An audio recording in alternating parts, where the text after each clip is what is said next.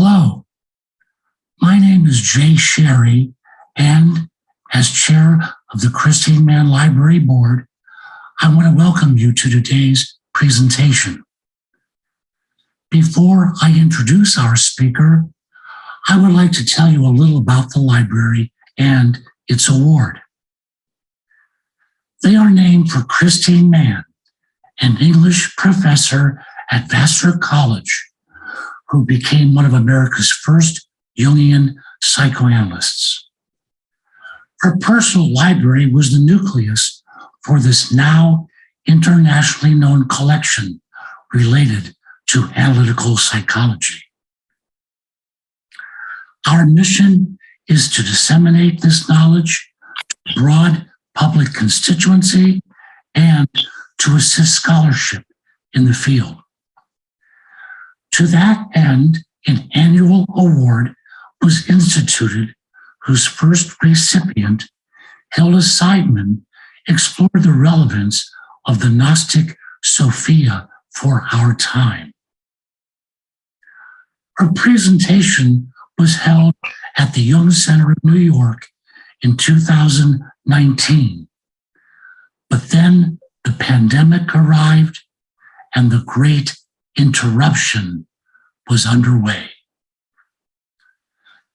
That was 3 long, pain-filled years ago. So it is now with a feeling of renewal that I introduce today's speaker, who helps inaugurate the restart of our public program. Carly Larson Solomé was raised in the Midwest by parents at opposite ends of the political spectrum. This formative experience prepared her to hear the meaning, feel the suffering, and occasionally see the liberation that came from engagement with her research participants. She began to study psychology at the Existential Humanistic Institute of San Francisco, and then at the Fielding Graduate Institute. At the latter, she was mentored by Dr. Sanford Drob, who broadened her Jungian perspective. The proud mother of 2 sons, she is currently interning at a mental health facility and is in the process of applying for Jungian analytical training. Please join me in welcoming Carly. Thank you so much. Thank you for that beautiful welcome. I appreciate it, and I'm really happy to be here. This has been a very long and waited presentation. Like Jay mentioned, when we started this process, that was a few months before the pandemic began. And so I was ready and prepared. I had funding from the library. And when I spoke with people, we were in the beginning stages of what became escalating chaos and a lot of pain. This research really was born from my own pain and confusion that happened in 2016 when we saw the socio-political divide in the United States become radicalized and severe. I really had to sit with it for a long time and not have a clear way inside myself of how to respond or how to understand the world. And when I learned of this award, the idea constellated that this wasn't a struggle that I needed to go through alone, that I could ask people who were also sharing similar struggles what they were learning and how they could find the way. But it wasn't really until I learned from Dr. Kirk Schneider's work in depolarizing communication and what later became the democracy experiential dialogue about how we can open a space to talk about very painful and difficult polarized issues in a way that is intentionally and consciously looking for a third way, a way that is outside of the opposites. And that's when I started to learn about some psychoanalytic and existential community outreach that was happening. And that began this project. We'll look through the research in three main categories. The first is that I'm going to talk about what phenomenological research is and how it's performed, because it's a really important part of approaching the way of understanding that carries the spirit of Jungian thought and worldviews, existential thought and worldviews, and also the goal, which is to understand how do we grow when we're very divided as a nation and as individuals. The second part is that I'll share with you the direct results that came from the conversations and the interviews I had of people who attended workshops and trainings about how to speak consciously with somebody who holds opinions and values that are not just radically different, but at times experienced as hateful, as demeaning, as dehumanizing. And we'll hear straight from the voices of people who went through those trainings and then took what they learned back into the world, into their families, and tried to just speak with others. The third part will take those results and we'll look at it through the lens of Jungian psychology. And we'll have a section on image and archetype. And then you'll also be invited to participate in that if it feels right for you. So we will begin. We'll begin with the quote from Jung that that has been with me for most of my adult life.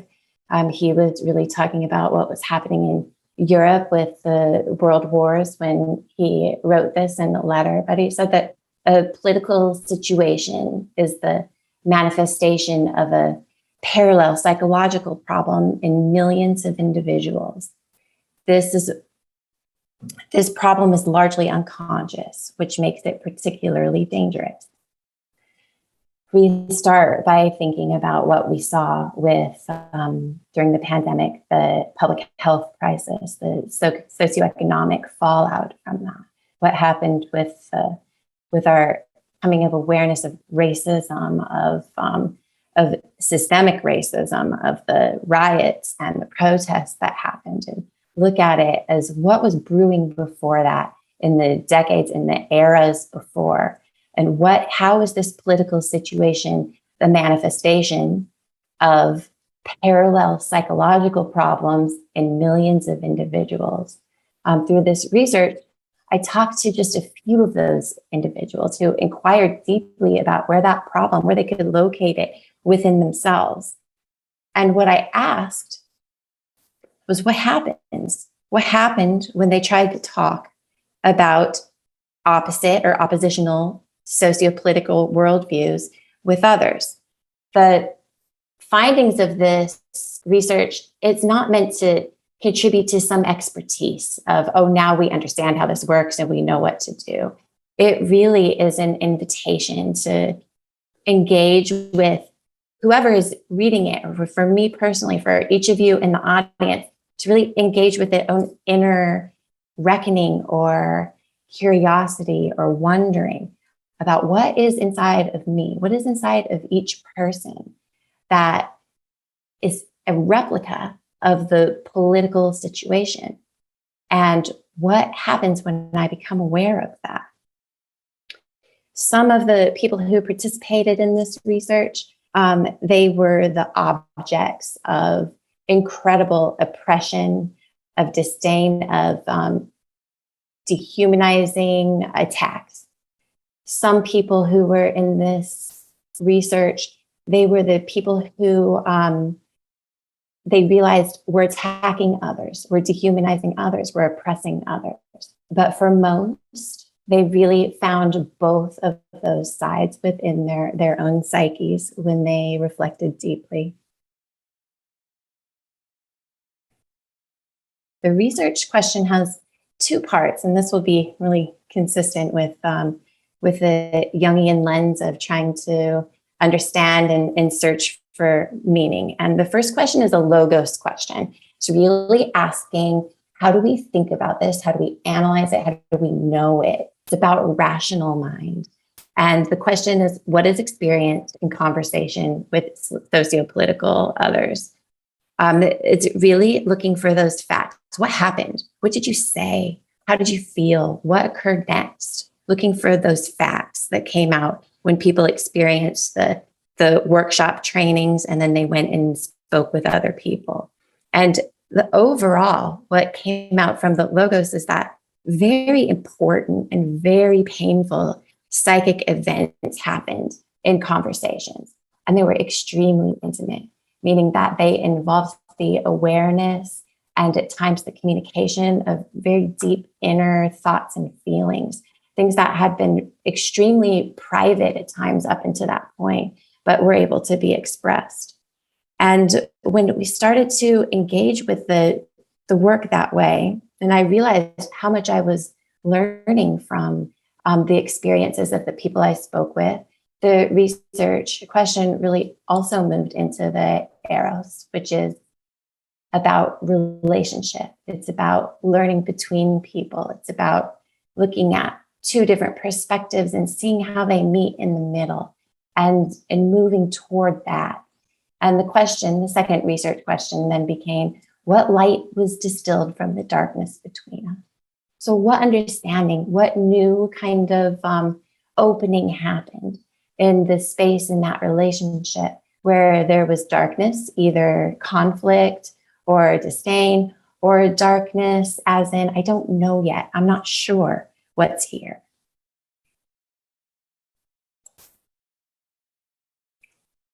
And this kind of leads us into the main theme, which is, this is another quote by Jung of, that one does not become enlightened by imagining figures of light, but by making the darkness conscious. And I think that this was the theme that all of us were confronted with when the pandemic and the protests started to happen, is that we weren't going to see figures of light coming to explain things and to guide us through and to find a way, that we were really having to face every day in the images, in the social media, in the news, in our neighborhoods, when we were quarantined, that it was really looking and inquiring into the darkness there and wondering if there was any light to be found.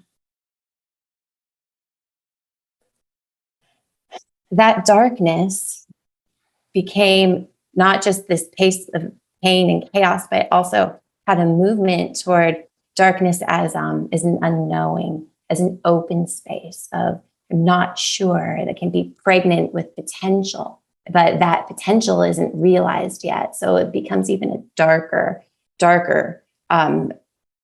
lack of knowing. And how people responded to this in the research, it is as if when they first became aware of their conflict and the struggle, and then looking inward and realizing there were no answers, that darkness and despair, it amplified, it got bigger at first.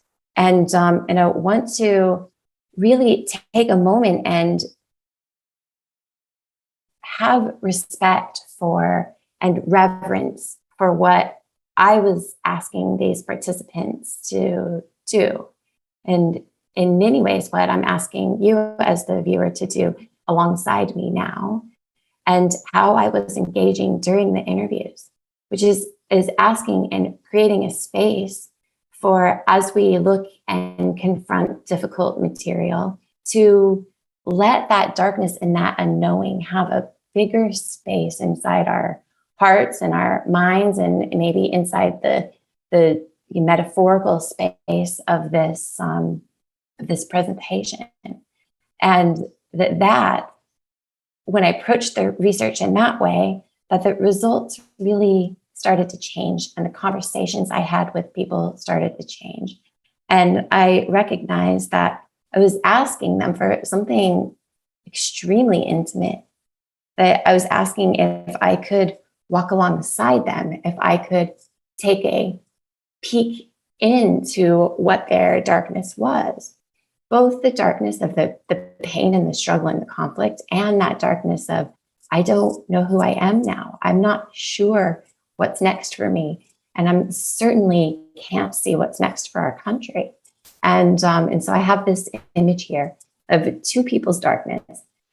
One for me was the researcher and then the participant, and just saying, hey, can I follow along? Will you show me as you walk in here and look around? Through that process, I also had to become very deeply acquainted with my own darkness. I spoke with people on all ends of the political spectrum, and many of them were adamantly proclaiming worldviews that were not just invasive to my own, but were hurtful, that were actually removing the value from my own worldview, is how I experienced it. And I had to really come up against my own frustration or urge to, to further that dehumanization by challenging them, or by trying to correct, or trying to argue back, and feel the parts of me that truly were capable of cutting down a person as they're walking through their own lack of understanding, just to defend what was precious and sacred to me. And so I became just in touch and just more aware of my own capacity for division and for harm, and to hold that and to not let it through. The research process is very similar to a psychological therapeutic relationship. There's a really big duty of the researcher to protect and to be aware of how the participants' well-being and is being affected, and to know what risks are there. Now, usually we assess for those risks of as if they're happening from the outside, but with this and the conversations that were very difficult, there's a very humble understanding that the risk was me, and that that I had the potential in my position of power of saying, I'm going to come in, I'm going to research this, I want to learn, to actually do harm. And so that was a big growing experience for me that continues to shape how I try to engage with myself in the world now. So with respect and reverence for that vulnerability, and also that capacity to be hurt, to experience wounding, I really want to start this invitation by opening up what worked for me in this process, was to look at that encounter, the research encounter, and also what was being brought into that encounter, the encounters that people had in their conversations with others, as a type of sanctuary. And so I'm going to invite you to take some moments with me and to breathe, because after this, we're going to look at some images and hear about the difficult experiences, and to just create a space here for sanctuary, that this is a place where we recognize that difficult things might happen, might come up inside of us, that we are most certainly going to be witnessing the pain and the suffering of others, and that an appropriate place for that is to do it in sanctuary. So here are images that I chose, and I'll just kind of slide through them slowly and allow you to see what comes up for you, and also just to bring in this felt experience of sanctuary before we start. And I also want to invite you that if any time you feel like you have something to share, some insight that comes that you'd like to contribute to, please just unmute yourself and join in. So here are images of sanctuary.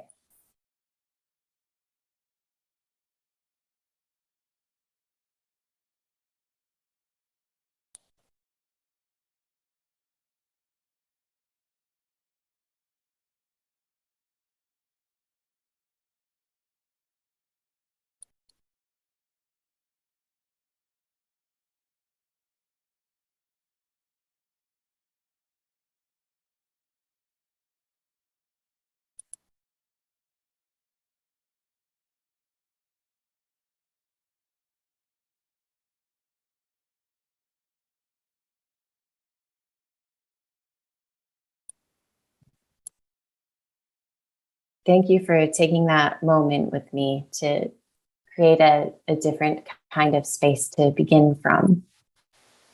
We'll begin now with looking at the research process and the methods that were used for analyzing the data.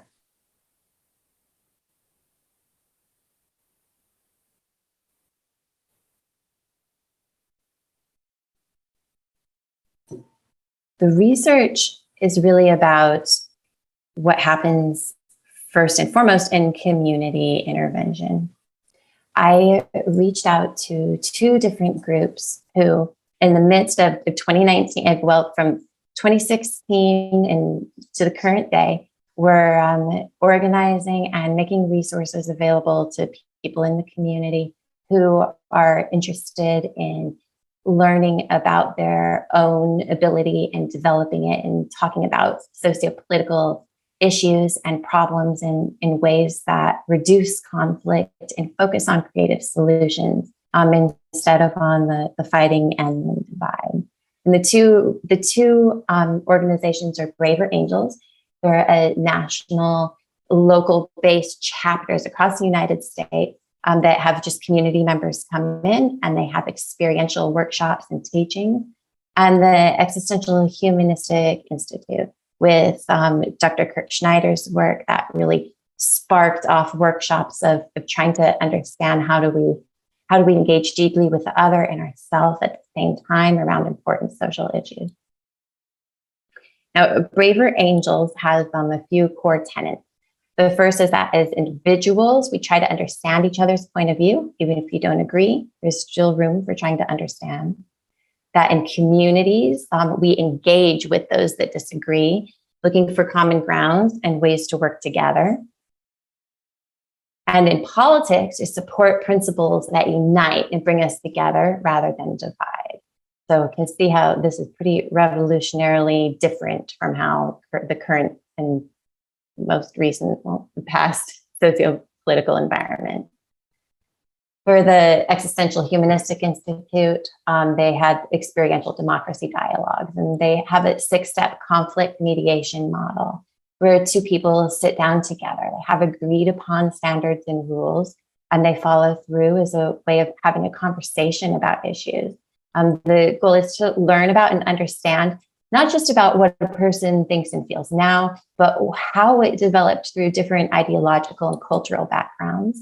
And then to learn to work within the divisiveness and the disagreement within oneself as it relates to polarized social issues. And their overall goal, because they are an institute focused on psychology and training psychologists, is to better serve others. I used a phenomenological interviewing method for this, and it is very closely tied to the heart of Jungian thought because it focuses, it honors, and it really holds up an individual's subjective experience as a microcosm and also as an ultimate reality in a moment of time, that it truly is an ultimate reality. It happens through an inquiry of equals. So the researcher and the participant are looked at as engaging and exploring together. It's not that the researcher knows more. It is not that although that might be true at times, it's not that the participant knows more, although that also might be true at times. It's really recognized in standing in a space of not knowing together and wondering. And it is a way and a method of approaching what is unknown by really elaborating in detail of what is known and what happened in conscious awareness.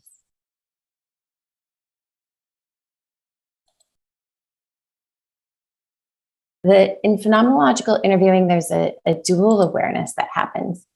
For the interviewer, there's an attunement for me to myself, to my own response, and also an attunement to the other, of what is happening in their body, in their thoughts, and how am I listening? What am I hearing? And it's dual because there's a attention paid to what am I feeling? What am I thinking as I'm hearing this person? What are they thinking? What are they feeling? How are they experiencing this? And then the second part too, what is not here? what is missing? What am I not feeling? What part is not being heard? What is not being thought? And letting that dance back and forth, and really consciously saying, I don't know, and I'm waiting to see what emerges. This happens through a process that we call bracketing. And I really like this image here to look at a way of understand bracketing. So as I became aware of things that emerged inside myself, like even positive things like, oh yes, this really makes sense to me. This is resonating. This is a good point. That the point of the interviewer is to move things out of awareness. So I would be bracketing and moving out whatever thoughts, feelings, or impressions came, noting them, writing them down, and letting them move out. And what happens is that what I notice about a person, like it would be here on the left side of the screen, here's a man and he's solid. But whenever what I notice is moved apart, there is an empty space that emerges, and something comes through that space. And more likely than not, in the phenomenological process, something emerges in that empty space that was brand new awareness, both to the participants of the research and to myself as the interviewer. And those are the moments that really held the deepest impact. In order to do this, it means moving and working from a fluid center. That this is a place of I'm aware, but I'm also opening to not being aware. I can see and understand. Also, I'm open to not seeing and understanding. And it's like a peering through. And I liked this image of a little girl looking into the ocean, that she has no idea what's going to come next through that window. She's also standing on dry land, safe behind the glass in a way that's not coming through, but is open to see what is there and that it's going to move. The data collection happened through direct interviews. Because it was for about 2/3 of, well, more than half of the participants, the data collection happened after the pandemic restrictions occurred. And so they were over video. And I attended some of these workshops, both with Existential Humanistic Institute and with Braver Angels. And then I recruited participants afterwards with permission and asked if they would be willing to talk about their experiences. What I asked was just the direct inquiry. It was that logos question we started out with. What was your experience of your training, of your workshop, of your work in depolarizing and learning to talk to other people? And they shared moment by moment, sometimes, things that they went through, what their thoughts and feelings are, how they experience themselves in those moments. And then I moved and asked for related images and dreams. Or did you have any dreams about this? What does this look like if it had an image? And that was really me trying to get back into that space of what is not known, would we not understand? And throughout this process, I documented and logged my own experiences so that in the analysis stage, I could try to really account for that. What am I seeing and why am I seeing that? And to become really aware of where I'm situated in my own context as a middle-aged, Midwestern graduate student, middle class, like how are every part of my identity really influencing what I am hearing, what I'm seeing, and what the participant is sharing, what they're revealing.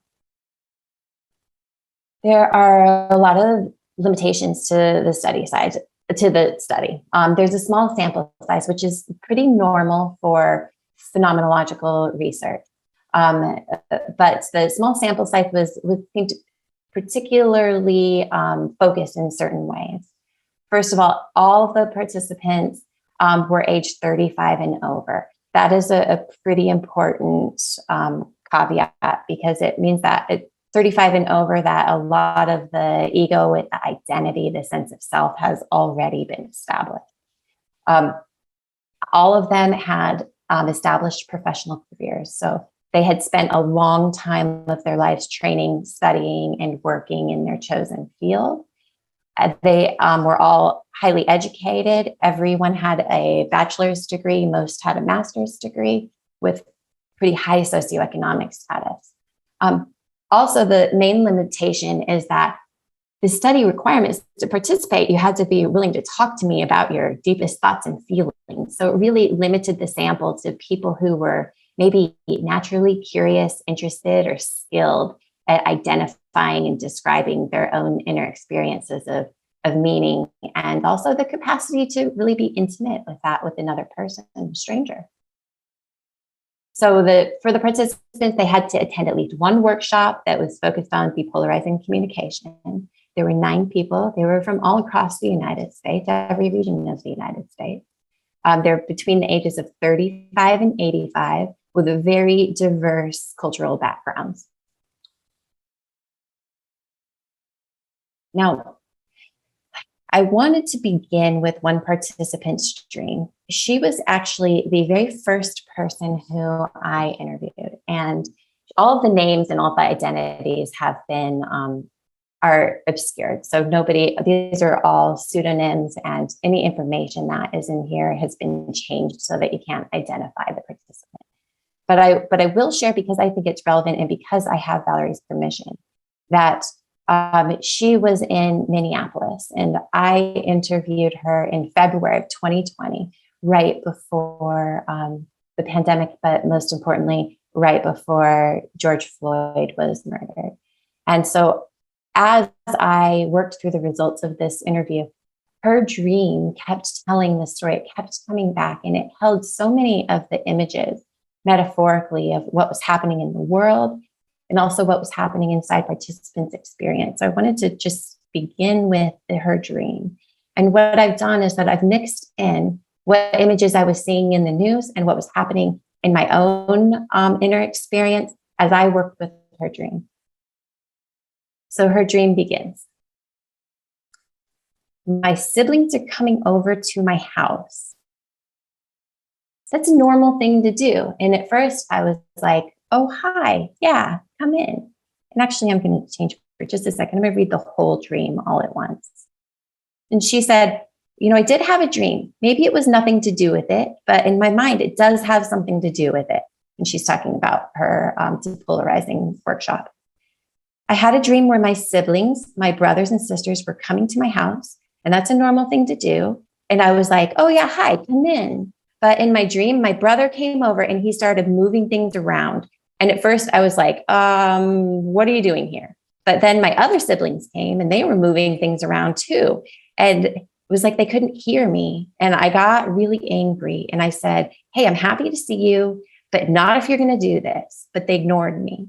And it was like, la, la, la, everything's fine. But I started yelling at them, kicking them all out of my house.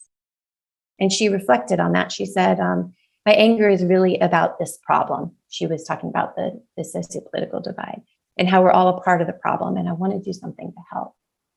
So we're going to go through her dream line by line with the images as a way to introduce what was happening in the world at the time these interviews were taking place or shortly after.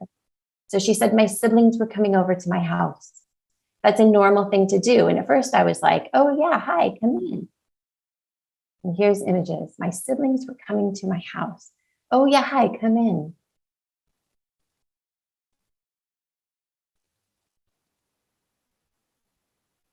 Here's with the coronavirus.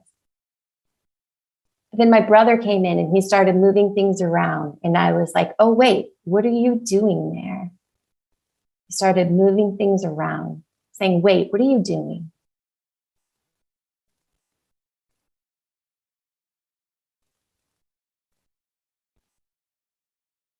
And then my other siblings came inside and they were moving things around too. And it was like they couldn't even hear me.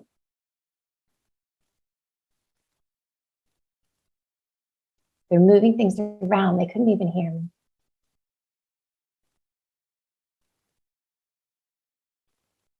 And I got very angry and I said, I'm happy to see you, but not if you're doing this. And they just ignored me like everything was fine. I'm happy to see you, but not if you're doing this.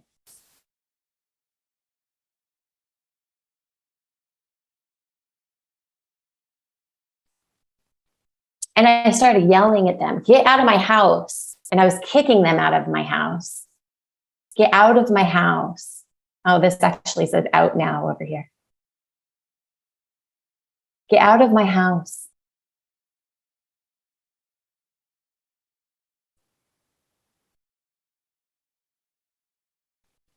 Get out of my house.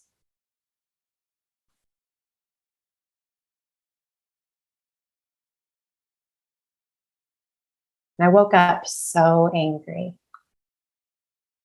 So this is my introduction here, and to remind us all of what was happening back then and what is still happening now.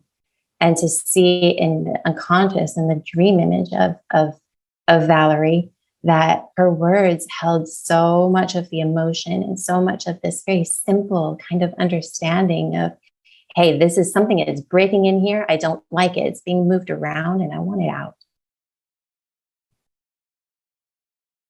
And I'm just going to open up a moment to see if anyone wanted to share a little bit or to say something about what it was like to revisit those images of division that we lived through. We lived through them now. They're still happening now, but we're so overt and so much tension and energy and all of that chaos that was happening in 2020.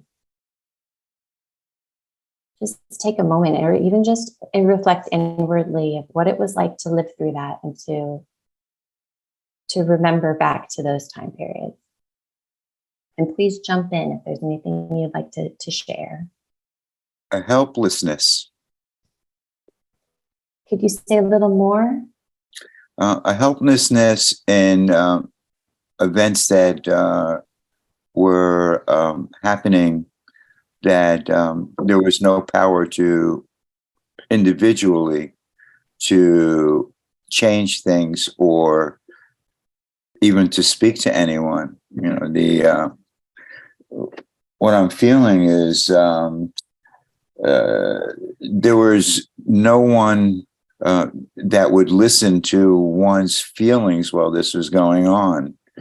It's like today's world where everyone is trying to get everybody to listen to everybody's program or buy everybody's product.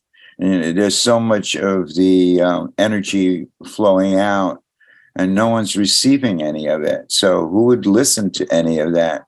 We're all bound by the energy flowing outward.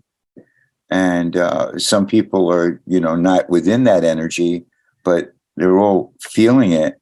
And it's not their energy. It's, it's a flow, that it's a tide that is unreflective of one's own inner tide.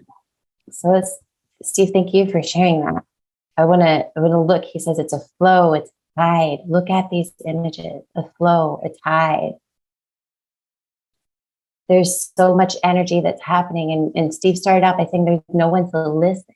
Look at both sides of this. They're saying you're not listening. Both sides, the energy is about you're not listening. Look at both sides of this fence here. There's no one to listen. And then I woke up so angry, and just add that. Thank you for sharing. I think that was a really good summary of what is happening in the outside world and the inside world. Now we'll move into the research findings. So how this works is that I took it when we talked, and I audio recorded everyone I spoke with. And then those interviews, I transcribed them. And I did an analysis where I removed everything from those transcriptions that was not related to the research question, which was, what was your experience? It was the logos of trying to understand, to pinpoint it down. And then the arrows of what did you find? What happened, and where was the relationship occurring between you and this material? We removed all of that, and I did a thematic analysis to see what's left of that literature and what meaning comes up. And also just want to let everyone know that about halfway through here that we'll take a little break. We'll take a 5-minute break. So there were 6 core themes that emerged. And I'm going to start moving just a little bit faster. The first theme was emotional distress. This is so obvious. This is what Steve just described so well too. We have fear, anger, rejection, and change. The first kind of fear was a fear of division. this really meant a lot to me. The fear of division. So participants discuss their struggles with negative and often intense, visceral, body felt somatic responses to socio-political agendas that conflicted with their personal beliefs and values. Everyone, I'm so sorry about the disruption. I lost electricity to my house. Luckily, I have a friend here with a hotspot, so I was able to come back on, but I appreciate your patience with that. It's funny that emotional distress is the theme that comes up when we lose power, when I lost power. So this is a good coincidence here. There's the fear of division was one of the sub themes that came up with emotional distress. And overall, we talked about that participants really struggled with really negative and often really intensely felt visceral responses to socio-political agendas and to experiencing other people's thoughts and understanding of the world when it conflicted with their personal beliefs. The fear of division was a big one. And this one really moved me of how afraid people were of dividing.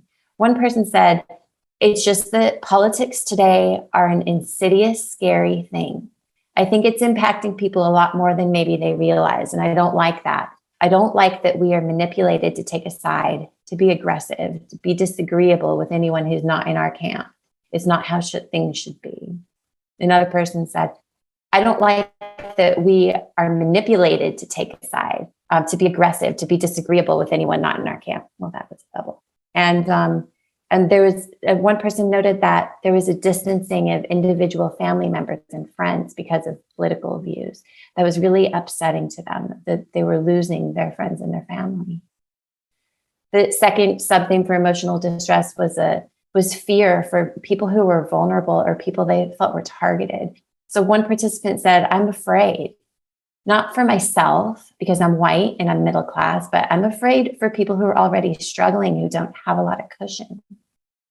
Another person noted that they were scared. I'm scared for Black men, scared for people of color. I'm scared for undocumented immigrants and their families and kids at our border, and that people are in danger. There's this real sense of there's danger happening and people are at risk. People are in danger. There's a general fear for democracy emerged. One participant said, democracy is unraveling.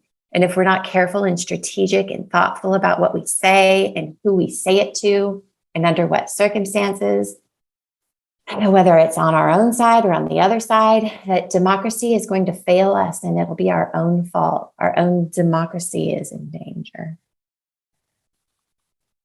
There was a lot of anger and dismay expressed that came up in the emotional distress theme. One person said, when I read a friend's political commentary, I had an initial adrenaline rush, I can't believe this person is saying these things. And then this sense of feeling frustrated and just angry that a person could even think that way. Someone else said, what really pisses me off, quite frankly, is that I don't want to be an American sometimes. And that really bugs me. I'm embarrassed. I don't want to be embarrassed about my country. That's wrong. The final sub-theme for emotional distress was rejection. It's like it doesn't matter what I'm saying, that there's no inquiry into my feelings. It's a feeling like I'm not enough and there's a knife cutting. It's severing what's between us. It's not a good feeling. It's sharp. It's hard to bear, and I want something different. It's hard to restore things after that when the topic is forbidden. It's really talking about rejecting, being rejected through conversation, being rejected for future potential, for connecting and discussion, that this severing. I think it's really important to note that the somatic part that came up through all of this is that this person felt this like a knife that was cutting. Another part of rejection that had the body response here is I can almost feel the hair on the back of my neck stand up. It's like when your heart or your stomach is in the back of your throat, and it's very difficult not to respond. When you work hard to get the respect of your colleagues and then to be dismissed, it's hard not to take it personally. And this was for a person who really saw how the polarization was happening in all aspects, including professionally in their lives. Another person says, it still makes me sad. And they were talking about a conflict that didn't end well, that ended with hurt feelings and with division. It's not as raw as when it happened, but it just really makes me sad. It was so abrupt. I'm still irritated that they didn't even give me a chance to apologize for whatever I did, especially given the length of our friendship. So here you notice too that some of these results are about people who are or have been hurt or perceived they're hurt by others, and people who are becoming aware that they really did hurt other people. The theme 2 is personal responsibility, about responding when that distress is there, when the separation is there, about responding under stress, seeking meaningful action, and then really working to understand one's own self and the other person.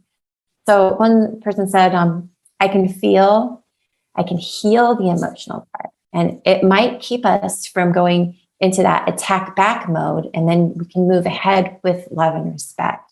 So part of being able to respond under stress for this person was to really be able to feel what was happening. And when they felt it, they could have some sense of really ability to decide about not going into attack back mode.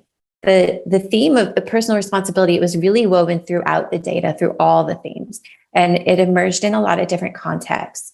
Participants relayed their experiences of engaging with inner and outer polarization, that they continuously returned to exploring how they were accountable for both contributing to resolving the problem, for both contributing to the problems and resolving the problems. Many found direction and purpose in these moments. Some questioned why others did not share their feelings. And in contrast with the distress and the agitation experienced in theme 2, individuals spoke about personal responsibility at a sense of conviction and reverence. I have a choice to react aggressively and really be in a miserable, bad place and make no progress, or you can choose to respond and to be really strategic about everything you do. You can't blame others, and none of us can live in outrage. It's not productive. Part of personal responsibility was finding a way to take meaningful action. There's a feeling of obligation that said, this is your job. That's your job. You have to stand behind what I believe in. I sat down and I just said to myself, okay, what am I going to do about this? What are the things that I'm going to focus on? Another quote for this theme was that I hated the manipulation and the insidious nature of politics. I felt like I need to really identify what I can do and then just get in there and fix it. And the third is that I want there to be dialogue about actual topics that occur in a civil way, where people are more connected, where they're more together. And for that to happen, I feel like I need to start with me. If I say that I want something from other people, I have to find it in myself. Personal responsibility also included a working and a struggling to understand oneself and other people. I think you have to work on a personal sort of visceral level about who you are, how you see the world, before attempting to make changes and make a difference. And the more you understand about others, the better. It's just easier because you can beat your head against the wall for a really long time. But if you don't come to some recognition about who you are and who they are, how can you really get around that? How can we make this work? I think what we're seeing in this person's quote is that we have to understand more than just what's happening in the moment, about how are these opinions and beliefs and thoughts, how are they shaped and what value do they hold within ourselves and within other people? Theme 3 was about recognizing personal limitations. And these images that I have over here, they're from Jung's Red Book. And it's a really, I included them to help us remember and to keep in mind that what we're looking at now is what people are consciously aware of, and that there's a whole other side that way more of what we're not aware of in this. So the sub-themes were disengaging as a form of self-protection. So people really noted that even though they're going to the workshops, they're going to the trainings, and their purpose is to engage with the work of talking to other people, that they really had to be aware of when they needed to disengage. That was a very important part. They recognized that the effort and vulnerability required to engage productively during difficult socio-political conversations was a process. It included assessing their own needs and well-being before deciding to engage with others. And this process was commonly referred to as self-protective. One person said, quite honestly, at all times, I just don't have the time and energy to deal with this right now. And I think it's important to be in a fairly good frame of mind, and that's not always possible. Another said, sometimes I just walk away from people. My energy level is limited. Sometimes I just don't have the energy to waste my time on you. And maybe that's a pretty arrogant position, but I quietly walk away or change the subject. So I'm not always the perfect listener. The second sub-theme was engaging as a form of self-protection. So this is about not only just backing off and disengaging, but really making a way to feel safe and to feel like there's a place to exist. The person said, when a conversation becomes polarized, I like to use an active learning strategy. I say, help me understand. How did you come to that perspective? It would be really easy, and a lot of people would say here, preferable, to say, what the hell were you thinking? But this approach is really a level of protecting my own sense of self and self-worth in those situations, because being dismissed is demeaning and it's denigrating and it makes you question yourself. So this participant is really saying like they understand the impulse to attack and to just really demean what the other person is saying, but they also know what that feels like on the other side. And that to participate on either side of that, either being attacked or being demeaned or being dismissed or being the person who's doing that, is not an option. So it's because it hurts. And so the self-protection is to just become an active listener, just to ask questions. There has to be an option other than fight or flight, because both are unhealthy. Both can make you sick because you're not being real in the situation. So here, engaging is also self-protection, because running away or fighting, both this person experienced as harmful to themselves. So learning to consciously communicate and to be present was a way of feeling healthy for them. The fourth theme was about commonality. It's about finding a shared humanity. The sub-theme for this was finding common ground.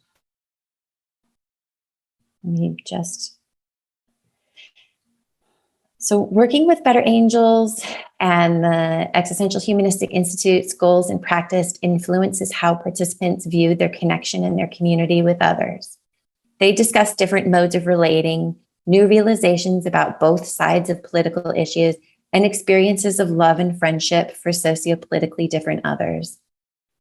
Some of these experiences inspired feelings of awe related to new awareness, both positive and negative new awarenesses, and that those awarenesses expanded their perception, their empathy, and it included a reverence for humanity.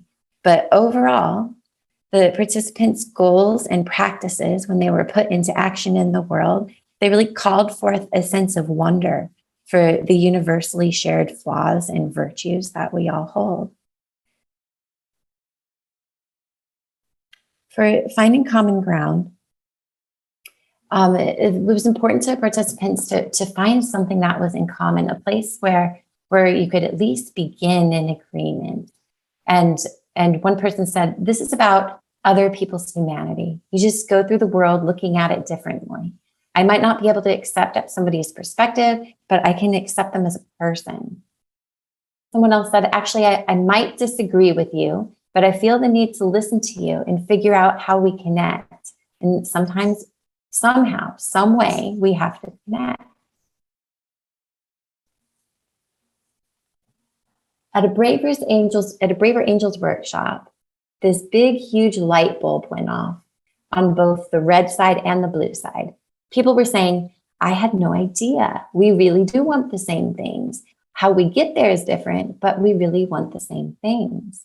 And this was really, and I remember this participant was talking about different levels of gun laws and saying that we all want to feel safe and protected. We're getting there in different ways, but that we share this need to feel safe and protected.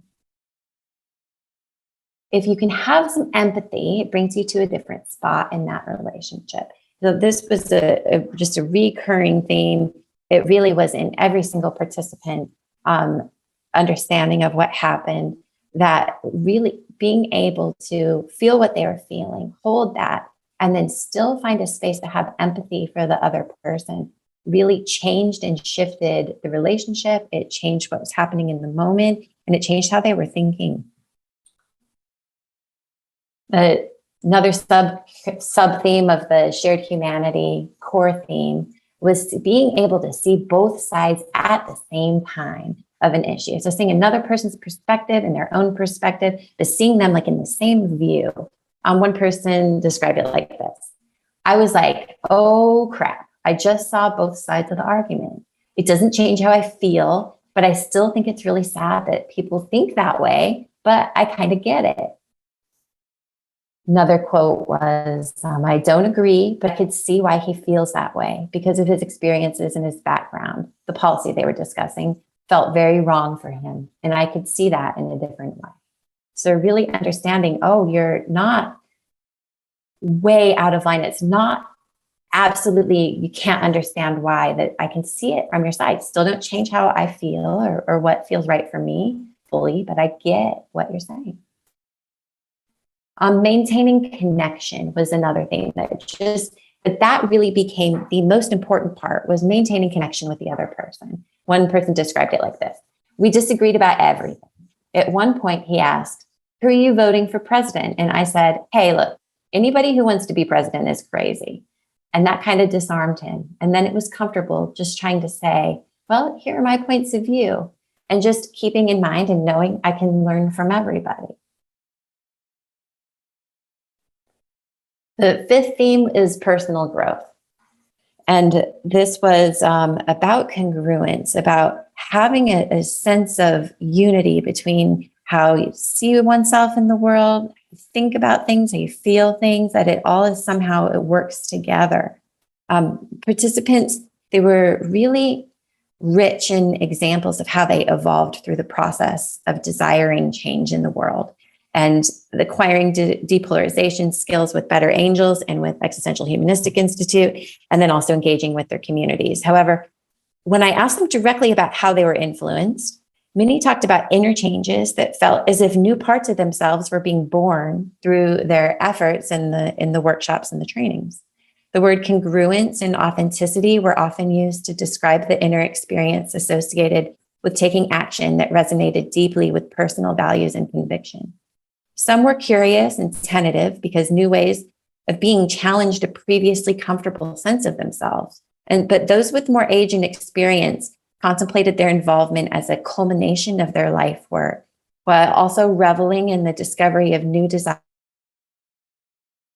and new traits. Each person revealed a unique and precious aspect of themselves that was in the process of emerging. So I will just read these quotes that back up these themes. I had an inner voice saying, just do something, just do something. But there had to be the heart element in there to lead to an important decision. I needed the heart and the gut and the mind. This is the congruence. So everything needed to align. I don't know what you call that, but the word is, it's pretty freaking awesome, that's for sure. So another part of congruence, someone said, I think the feeling for me is a gut level satisfaction of being part of something that really is just congruent with my values and just makes sense. It's the biggest emotional feeling of yes. An area of personal growth included leadership as a core theme among participants. One said, by pushing back against habitual patterns of communicating, I'm venturing into waters that are uncharted. I want to be authentic and to not avoid controversy. I don't want to just stand by. Another said, I'm kind of an introvert, but with Braver Angels, I needed to provide an opportunity for folks to do this polarizing work. It's not really going to happen without me and others leading the way. I don't love leading a group, but I think I have grown in my understanding that I can do it. This is people who received the training and then just felt very inspired to go out and to create more trainings and to learn to become leaders themselves. Outreach to other people was another sub-factor for the theme of personal growth. One person said, I'm investing myself with the Braver Angels program. So if I'm talking with people and I see an opening, I just mention Braver Angels and I let them decide if they want to pursue it. So when people start talking about political issues, it became sort of a normal conversation piece to say, hey, if you want to keep talking or if it's something you're interested in, then here's this group you can attend. And there's generativity. This is really feeling a sense of meaning and purpose for investing in something that is beyond one's lifespan, that is beyond one's ability to receive the benefits back. It's really truly for other people, other generations, other times. One person said, I hope that in some small way, the world is a better place than when I arrived. It's like a driver for me. It gives me meaning to my life. And therefore, something like Braver Angels, it just fits with that. Another person reflected, I'm white, I'm upper middle class, I'm well educated. I have a responsibility to pay back what I've been given in life because a lot of it was not really earned. So this is one of the ways I'm trying to do that. If I'm really concerned about the way society is going, then I don't really have any excuse to not step up and say, let's turn the ship. And most people really knew that the efforts that they're making now is not something that they're going to fully be rewarded in within their own lifetime, that it starts now and that the effects were going to happen for later generations. The final theme is finding meaning in darkness. Participants described many ways of avoiding or coping with distressing emotions through distraction, rumination, believing the situation could not be changed. For many, this period lasted several years, and they spoke of the experience as a sort of incubation period where, although they felt stuck within turmoil while it was happening, they could look back and see how new inner forces were gathered toward a purpose. They explained how over time and through an ongoing process, strong emotions began to energize new ways of thinking and new courses of action. One participant said, I was angry. I spent a couple of years, as she was talking about after Trump was elected, I was angry. I spent a couple of years feeling really stuck and not knowing what to do, just complaining a lot. But then I thought, I have some skills I can teach. And then I had energy that was like, well, how do we move this forward? And I just made a decision and I found ways. The extreme political divide was scary and I was angry and I was looking for ways to get more productive and involved. And I was asking, where do I go now? And trying to find a place. And then I found Better Angels. It's now Braver Angels. And here I am. My anger is really about this problem of polarization. And we're all a part of that problem. And I want to do something to help. So after just sitting in the darkness with all of the angst, people really felt motivated to move, to do things. It started with Braver Angels and Existential Humanistic Institute workshops. And then it just had a ripple effect out into their lives. So that is the end of the results of the research, of the themes that emerged. There are a lot of different ways that we could discuss how this applies. And I'm sure as I'm reading this and as you're having a sense of who these people are and what meaning they found and what it was like for them to go through this work, that maybe different realizations emerged for you about how did you cope in the darkest times when it happened in relationships or in watching what was happening in the political world around us in 2020 and 2021 or before. What avenues did you find for working with the darkness and the chaos that happened? I just wondered if anyone might want to say a little bit about how these themes might have, had an image or an awareness in your own life of what it was like for you.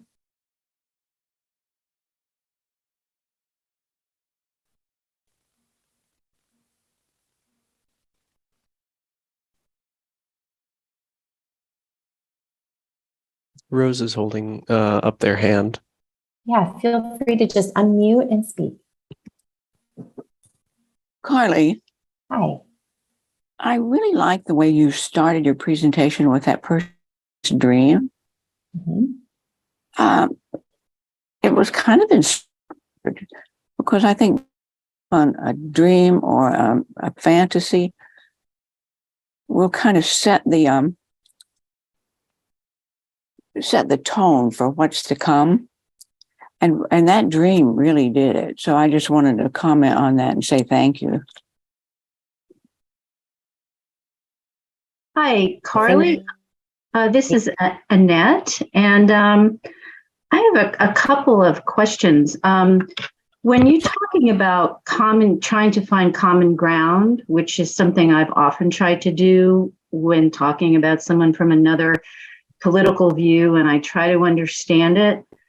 At some point, when you're talking to people who have very extreme points of view, when we're getting into maybe Nazi territory, people who feel like they can't reason with someone who has that kind of extreme point of view, where do you draw the line? I mean, do people feel like there's a line that they can't cross at some point where there's no finding common ground or empathy or understanding? I'm glad because I think it brings up a different, an important perspective of privilege and diversity. That there are a lot of identities and ways of being in the world that aren't going to be personally attacked through high conflict conversation. And using the Nazi example is a good way to feel into that. I think what people found is that they had to become more aware of their own ability to cope and to be resilient within those very attacking, brutal kind of worldviews, even if it wasn't coming straight at them, just to learn about how a person was thinking and feeling in very violent ways, to become aware of their own ability to hold that. Not necessarily what's happening for the other person, but how their own bodies and emotions and thoughts were reacting. And that, and it's the perfect segue into the next section, because the next section looks at what happens inside whenever we have that highly polarized image on the outside. Kirk, I see you have your hand raised. Yes, I just wanted to say I'm very proud and heartened by your presentation. It's done a superb job. And I wanted to ask if you found any differences, even nuances of difference, between the Braver Angels approach and the experiential democracy dialogues, especially around the question of the experiential or inner life of the participant. Was there any distinction between people being attuned to the pre-verbal and embodied dimensions of their encounter versus, let's say, more, reliance on more verbal engagement between the two approaches? I hope to be able to kind of illustrate what happened, and we'll use this as a way to frame the next section here. So, Kirk, if I'm hearing you right, you're asking, is there a difference between the two of how people become aware of what they're experiencing and how, maybe difficult it is, or how they have not been aware of it as much to that point? There was a difference between the two groups. The Braver Angels is a community group. A lot of people who were in there were already kind of active in their community through their school boards, through maybe politically campaigning. And they really were about how do we create leadership for having communities involved in socio-political structures. Right. And so a lot of their awareness was about, what am I doing in moving in the outside world? If it's coming from the outside, how am I moving around it? And that was salient. That was in the beginning of their awareness. For the experiential democracy and depolarizing workshop people, that they kind of came at it first and foremost of, this is what's happening inside of me. this is how my body is feeling. This is how I am trying to come into a relationship with my own reaction so that I can continue to be present with this other person. But I will say that, and we're going to move straight into this now, that what I did in order to see, is this a difference between the groups? Is this, is the training really influencing this? Is that I queried very deeply for not only what are you telling me was your experience, what images did you represent that? What did it feel like in the body? What did you notice about your breathing? I asked for the somatic, and it was there for everybody. And I think that the image that we'll go through next, the next part will be the image analysis, is going to really show us that pre-verbal part of what we're not yet aware of is way outside of language in a narrative way. Thank you for asking that question. It really sets up a good foundation. Actually, both of you together with the Nazi comment, we're looking at the dream. That is what is here that we don't know. And then this part is going to move us into the Jungian portion, which is my favorite part, of how do we try to come into a relationship with what's not obvious. Thank you. Thank you. Thank you all so much.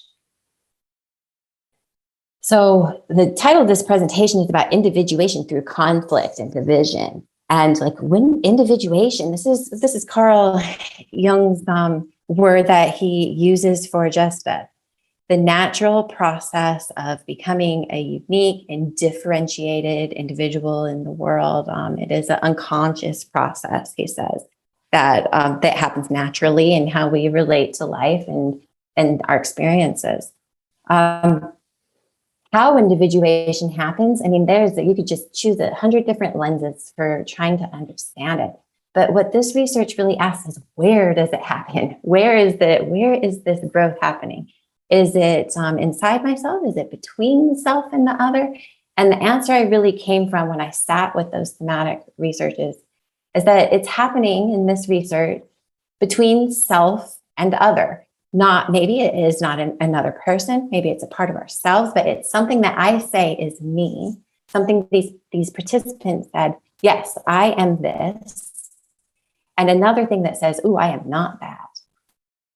I'm going to move through this part pretty quickly. This is just a reference for those of us that have a Jungian interest and background about where the ego and the shadow and the collective unconscious happen. But I don't know if it's particularly helpful right now, given the time we have left. I'd really rather stay and move with the images of the participants. So I'm going to kind of gloss through this part a little bit. But we'll look at the other. So when we talk about other from this point on, we're going to move into a space of just widening our symbolic understanding of what other means. And when we use it in this context, we're going to think of it, the other is just, I am not that. Whatever it is that I'm not, that's the other. Plato wrote about the other as being something other than I. And this it includes us, it just is a state of separation. It's a division within a whole. So we can look at the red-blue division in politics. There's a whole that includes both, they're divided. It can also be inside of ourselves where we realize, like, for example, in the beginning, when I was realizing that I have the capacity to potentially really wound somebody, that part of me that's like, oh, I'm dangerous. Like that would first, not I'm experiencing that from the other person. But this other is something that, has both parts, but part of it doesn't feel like me. So it can be parts of the personality that are separated or they're conflicted with the central personality, like the example I just gave. And also we can look at the other as other people, individuals, or other groups that have qualities or beliefs that we do not find in ourselves. Through this work, when people confront it, and let's just for the sake of understanding, we can look at the example of coming up against Nazi ideology, which I think everybody we can join in that would be very hard to encounter, to hold space, to find common ground. That would be a pretty extreme example. So if we imagine that, the internal other appears. And this is inside of ourselves. So I'm sorry, one moment, I'm just finding my place here. So our research data, it gave us many, many wonderful examples of when the internal other, something inside of us that feels unfamiliar, comes up. Almost every participant described feeling paralyzed or distraught. And this is what it might feel like when the internal other arises, being paralyzed or distraught. Some people felt this way for years after core political events. And it was especially true for people who were having a separation and division in their own family and with their very close and intimate friends. An internal other was really present to them during that conflict. So they feel a part of themselves that is there, that is not familiar. It's hard to describe and it's painful. That internal other, it had its own patterns of thinking and feeling. It even had its own bodily experiences. It was foreign, something new and unexpected that also felt crippling. If we think back on the themes that we just went through, we can relate to them as the other that's emerging in awareness. Sometimes they're positive, this part that wanted to be a leader for people who were terrified to speak. Positive internal other is appearing. It's confusing. Don't know what it wants. Feel it as a sense of yearning, as desire. Don't know what that is. Or the internal other that is more negative of I'm afraid, I can't talk, I can't find my words of what to say. We can think of it as a type of consciousness that it's divided and it feels like it's in opposition with me. And me would be the ego here.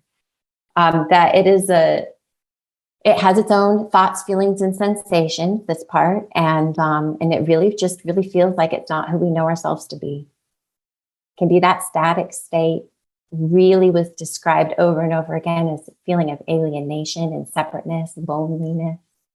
And it comes into awareness when something in the external world, a person, a political belief, even a responsibility or a goal, something in the external world. A lot of times it was these political images or political talk shows or people who were expressing the polarized opinions. When that becomes the object of perception, inside a person, the inner other appears. So when participants spoke about these experiences, they spoke about them, but they also spoke through them. So an example of speaking about it would be, there's this part of me that comes up and I don't really understand how I'm supposed to express that. And this is what it looks like. This is what it feels like. But sometimes they spoke through, and sometimes that happened in the most intimate moments within the interview process, where someone said, hey, I don't feel comfortable talking about this with you, Carly. I'm having a hard time breathing right now. This is something that is bringing up a lot of painful memories. I don't even know how to say it. This is, and they would just speak through that inner other that was in pain, that couldn't talk, that couldn't think clearly. And that was also described in most, if not all, of the interactions that they had when participants tried to bring these communication techniques back to their friends, families, and communities. That it never really went away. There was always an internal other there that is really made things difficult in a way, in important ways. Kind of shows us that there's a part that's growing that is a little undeveloped, that's kind of getting its legs under it. The internal other is invisible, it's unknown, but it became knowable through expression. So we'll look at some images now of what people said, because when we moved back into what happened inside of you, and we reach that place where people are like, I don't know how to say it. I don't want to say it. It feels scary. It feels wrong. Some people described feeling physically sick, like they were might throw up. But so we moved to the image, and this is where I would query, okay, it's hard to understand. This is a little beyond words. If you thought of a picture, is there a picture that would show us what it looks like? Is there some image? And for most people, not everybody, but for most people, that image was it was there and it was waiting. So I'm going to put the images on the screen, and I'm going to read the quotes of what people said. when their inner other, became, started speaking. So the images were taken directly from their description. And you'll note, sometimes they're talking about things outside of themselves. Sometimes they're talking about things inside themselves. But it's always that other, that voice that I'm listening for. Here's the quote that came along with this image. It's like I was on the other side of an impenetrable wall. I felt frustrated with how these political ideas and propaganda, they're like a fortress. Some people in my family, they can't see how their beliefs isolate them from others, including me and my children. Everyone around them agrees with them, but I'm on the outside, and I have to admit that I was doing the same thing to them that I felt like they were doing to me. Like my own views were interfering with sharing a relationship with people I love. It was like a wall, a barrier. I felt so helpless. So if we think about this in the inner and the outer, here's the wall. What is it between? In one way, it's between the person and the family members that they can't connect with. In another way, it's between the person as they know themselves and this inner part that is suffering the division and doesn't know what to do about it.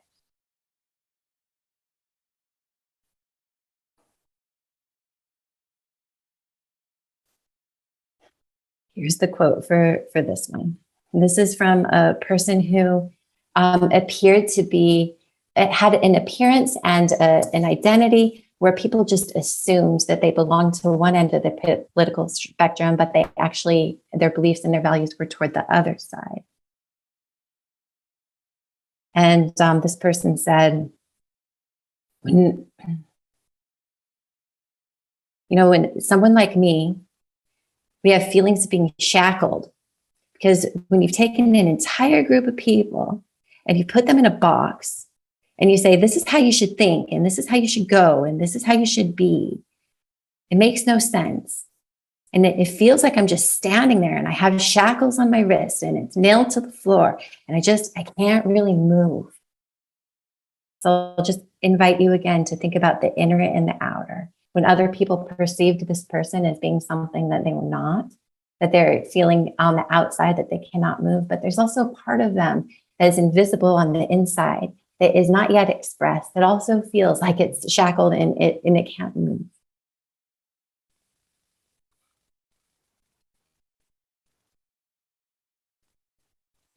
This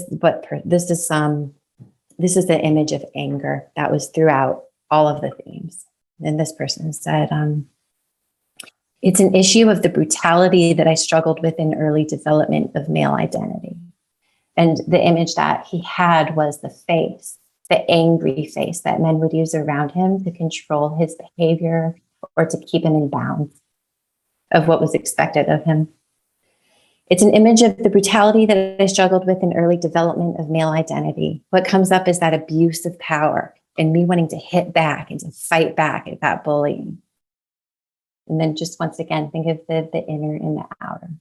You're seeing the bullying on the outside through political propaganda, through what happened with the police discrimination and brutality, and what happened in the riot and the anger. And it's easy to imagine this from whatever side, the red or the blue, you can think of it. That anger is still kind of the same. Another person talked about anger as something that had to be stopped. I won't let the anger come out in conversation. I'm so angry, but that feels like my anger is like the problem with the whole thing because it doesn't help anything. And so here's that outside. Can't express the anger on the outside, but there's an inner part that's also very angry because it can't be expressed.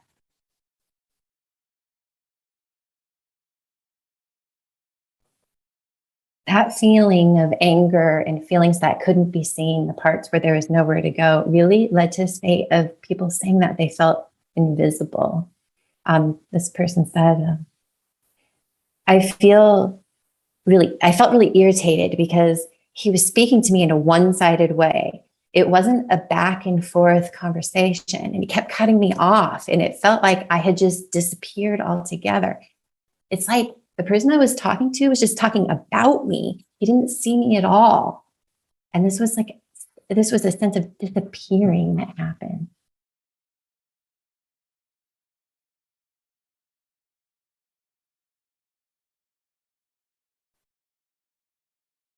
And I'm sorry, I'm going to pause for just a second.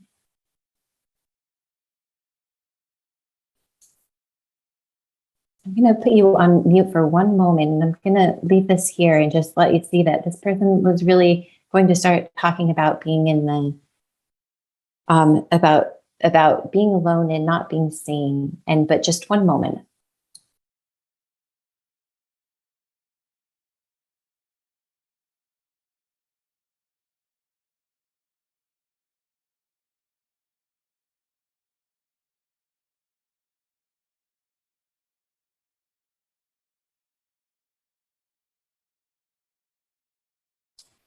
Okay, thank you for your patience with that. I'm having just a lot of electrical issues on this side.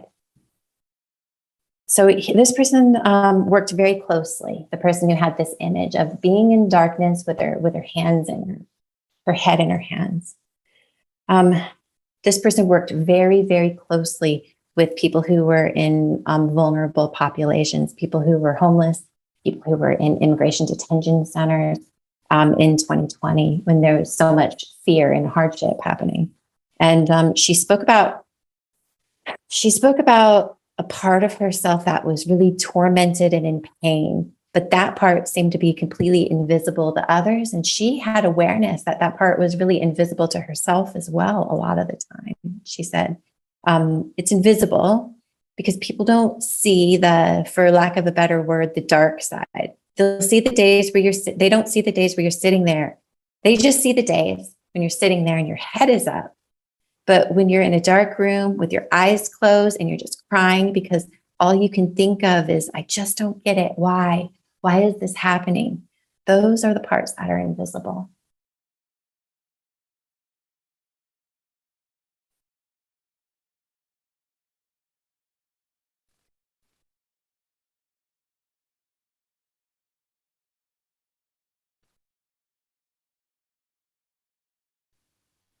Really implicit in all of these things was a deep need to be heard, to be understood, to be seen by others.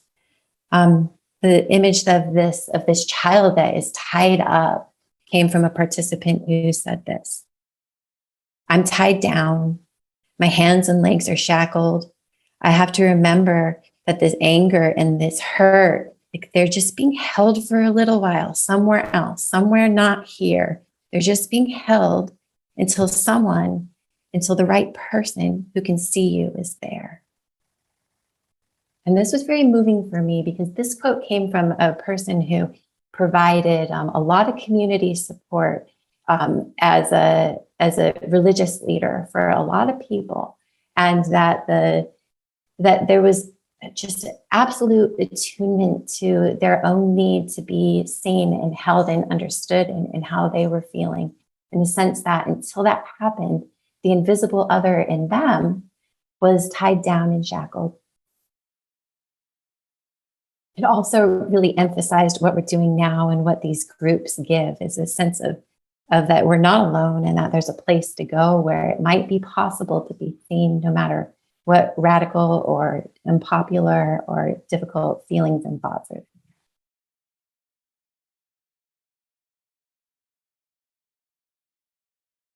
We're running a little short on time, so we're going to go pretty quickly through this part here, and just kind of reiterate what we talked about before.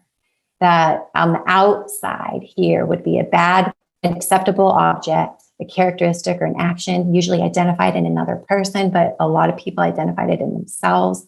And then the very inner sense of like, oh, this isn't me. I don't like this. I don't want it. And then an awareness of the inner other that has something to say that's beyond words, that's inside, that feels like all that pain that we just saw and really just stays present.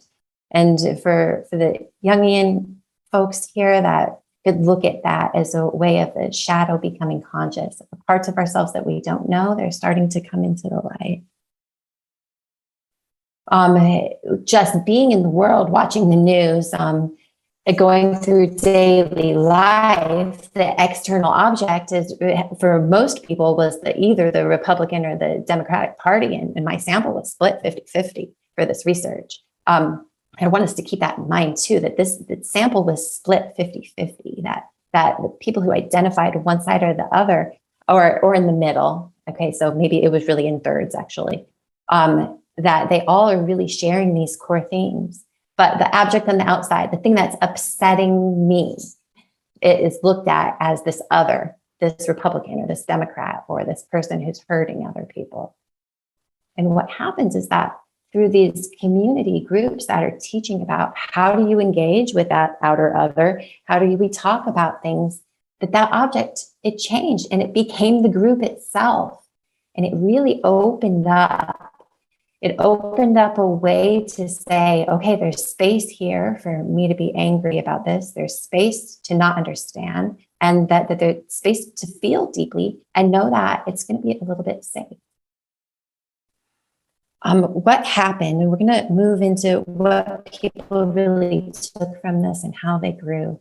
But before that, I think it's very, very important from an alchemical lens, for any of us who are studying and working in ourselves or with others about how do we grow, where do we learn, that the very first step to understanding things in a new way really came from awareness and acceptance of suffering and of defeat, of saying that I am actually not who I want to be, or the people who I love and trust, like they're not actually what I need, or the world is truly not safe. This is not safe for me. It's not safe for other people. That there's a defeat of what was the previous sense of safety or wholeness or understanding. It's a leveling of how I believed and saw and knew is no longer.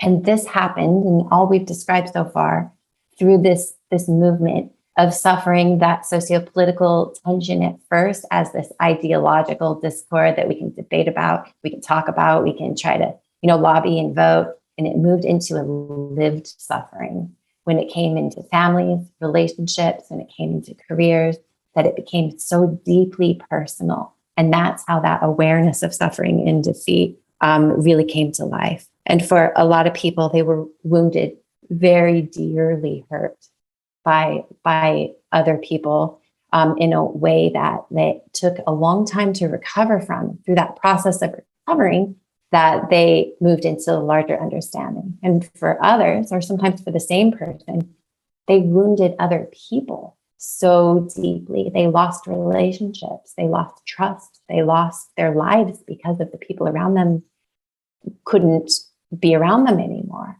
And so they went through the process of understanding their own capacity for harm. In both of those kind of different situations, really it was turning to that inner other, of that understanding of what it's feeling and experiencing, and opening to some new way that was the path.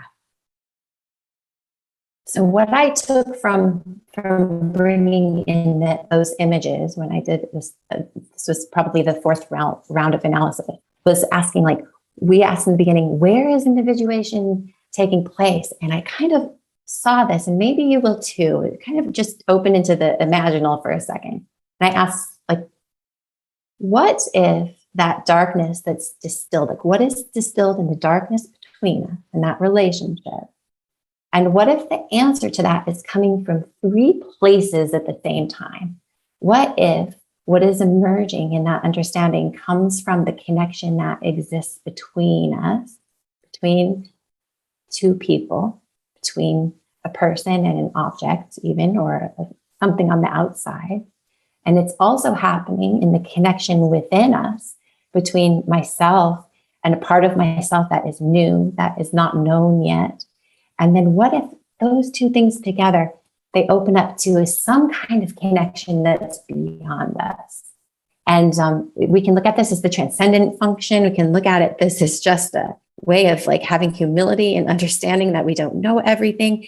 But for myself within this research, and for many, many participants, that this was really experienced as a profound and numinous way of understanding their own lives, the lives of the people they loved, what the world is going through, and seeing the connections between the two, or the three. So here I'm going to share some images. These are, some of them are images that I chose, and some of them are images that were explicitly noted by people when I started to ask, what came from this? Suffering this internal other, after they described it, what happened on the inside that they could become aware of, the pain or the frustration or the anger or the hurt. And they held that and they stayed in relationship with the other person through these conversations. What happened then? What did they learn? What did they find? And so these next images are going to really show about this.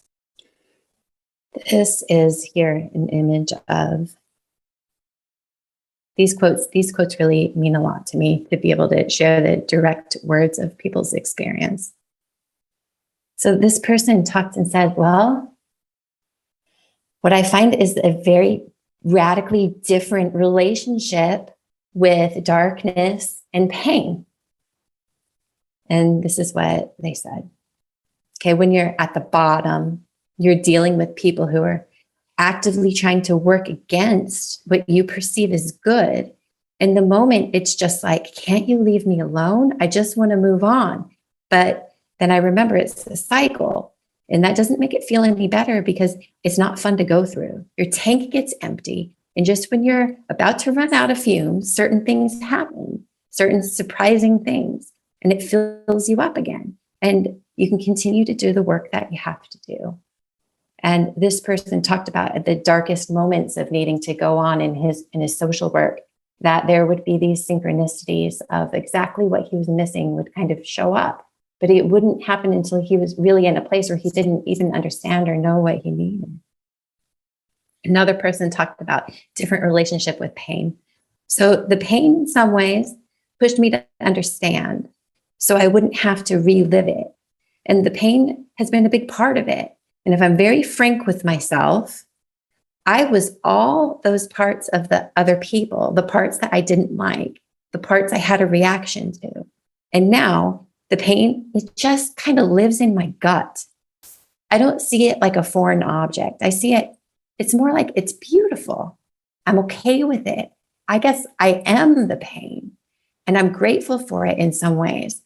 It has been a painful journey, but I'm grateful because I have the pain to thank for who I am. It lives in my gut. I feel it.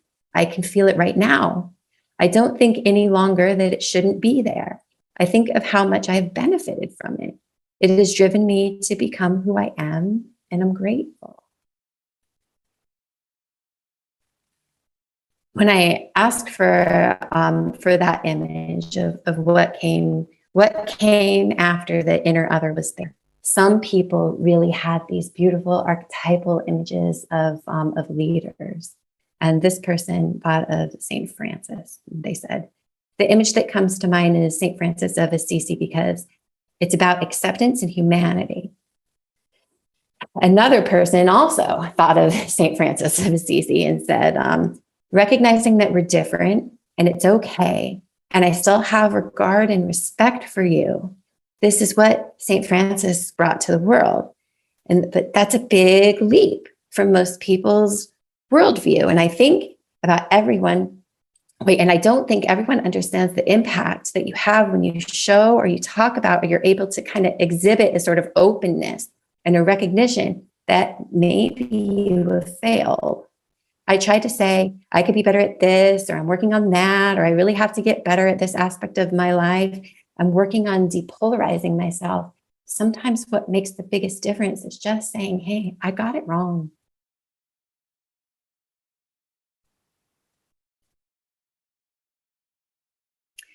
One person described that coming into a relationship with the inner other and being able to be present in difficult situations with that as a feeling sense, an inner feeling sense of unity. And they said, when I asked for the image, they said, there's some beautiful statues, and they just have people in a circle and they're holding each other by the shoulders, and they're all standing in a circle together.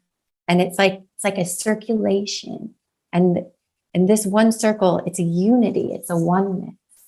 So here's the statues this person came, but as I was looking for an image of the statue that probably all of us know very well, I also found this image that included people in a circle.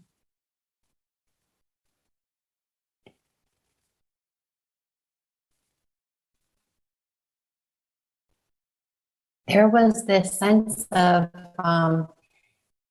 people having an awareness that this is a kind of a wise point of view of having that inner other and the outer other present at the same moment, holding the whole of the tension of the two. And they said, this elder, they were referring to that sense that happens when they can be present with their own pain and the other person's experience. This elder is the opposite of polarization. And it's an old, wise expression. It's like 1,000 years old, and it's repeated in different cultures and in different traditions again and again, and even now. And that was how they described the image they saw of just an elder in any culture, anywhere, through all time, an older person sitting at a table saying, here, I know this. This is knowable. Martin Luther King as an image came up a couple of times too. One person said, I think of Dr. Martin Luther King and the way that he was able to have this loving disposition toward people. And some of these people hated it, but he was able to do that. And we can do that too. I have a calm and more caring disposition towards someone who is taking me for granted now, because there's this tendency to take me for granted when others think they know. Because there's this tendency to just really take me for granted when others think they know me based on what they see of me. But I can have some patience with that. I can say that's okay and be loving.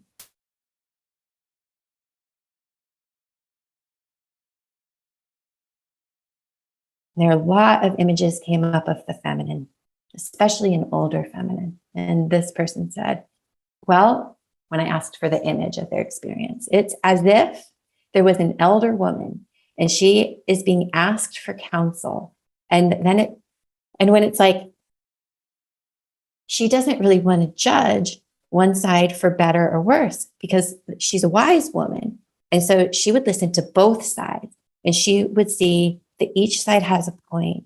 And then she would also see how each side belongs together and how all of it all together has a different meaning and a different purpose.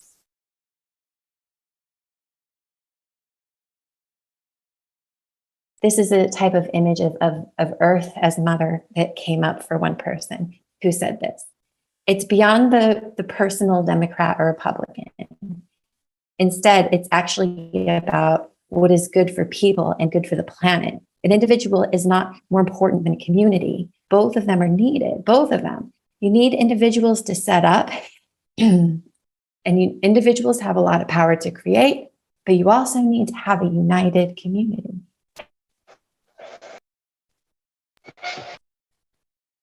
This is an image I chose for this person's example. They said that it's like, how do you hold both parts in your hands rather than pointing fingers? And then this last one is going to be the conclusion of the research, and it's a little bit long. And this participant he and his wife had adopted several children over the last few years, and he likened his experience of adopting to what it was like when he was able to hold his own pain and anguish and also stay present in conversation with somebody who it appeared to be causing the pain and anguish. He said, the image that comes to mind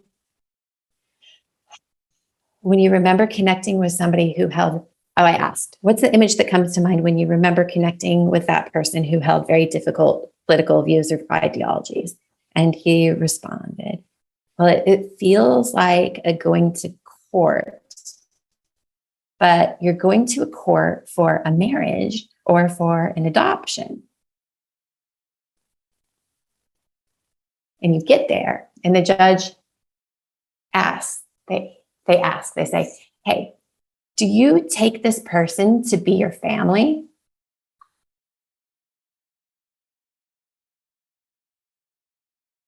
And you say, yes. Yes, we do.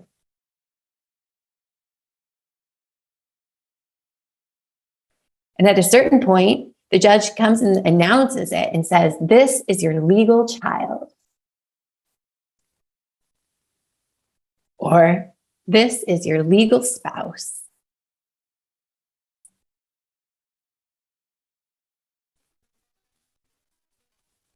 But when you hear those words, well, that's what the feeling's like. So that was the closest that he could come to say what it feels like when he could hold both his own pain and connecting with another person.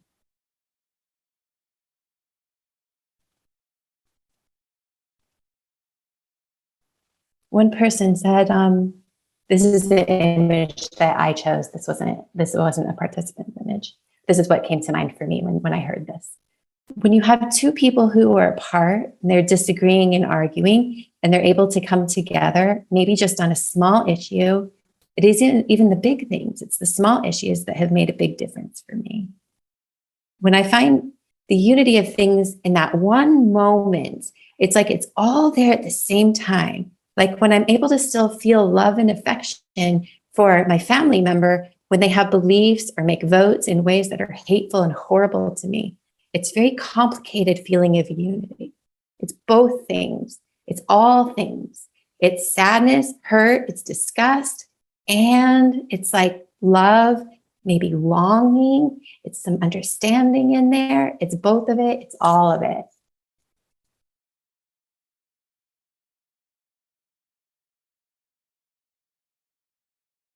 Final participant here, and this is our last image of the slide.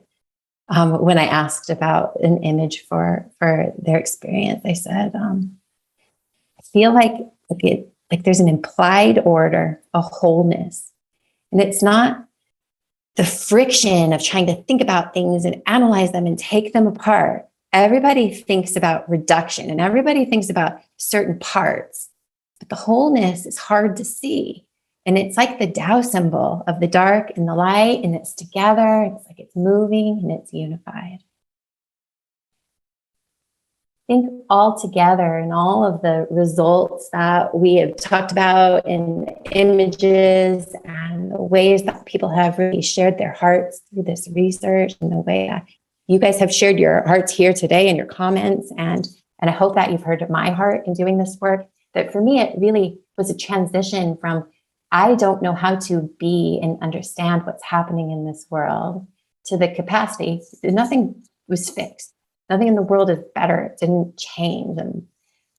But to my own capacity to be able to think and feel and look at it symbolically and to find and read those images in myself and see them in other people and to kind of see how it all fits together, like this last Tao, and that there's not just peace and acceptance in that there is an energy in that. And this is why I chose right here this image of this dragon from Jung's Jung book. There's an energy in being able to think and have that logos of the rational thinking person in mind and the eros of the relationship and the caring and the tending, that when they come together, things really can become symbolic and it's liberating. And I also want to just reflect for a moment that all of the images we went through, they are very universally felt, that these are archetypal images that carry giant patterns of being all through history. We can look back in many eras of time and know that this is how human beings experience. And it's so personal and so deeply impersonal at the same time. And that for me, reaching out, really asking these people to share their lives and their experiences and their pain, that the archetypal in that image was in and through and around all of that. And it changed me deeply. And I think probably the biggest outcome of my research here was really understanding that when I reach for who I am as a person, and I reach for who I am becoming as a psychologist, that the Jungian worldview that can really make sense and hold all of it is where I have to land. That anything else is a removing a part of the parts, and that there's the inner other in me that grieves it when it's gone. And so my own sense of identity as a psychologist and as a human became more grounded and planted and alive in the Jungian world. And that was probably the most unexpected finding of all in this research for me personally. And it makes me just very proud and grateful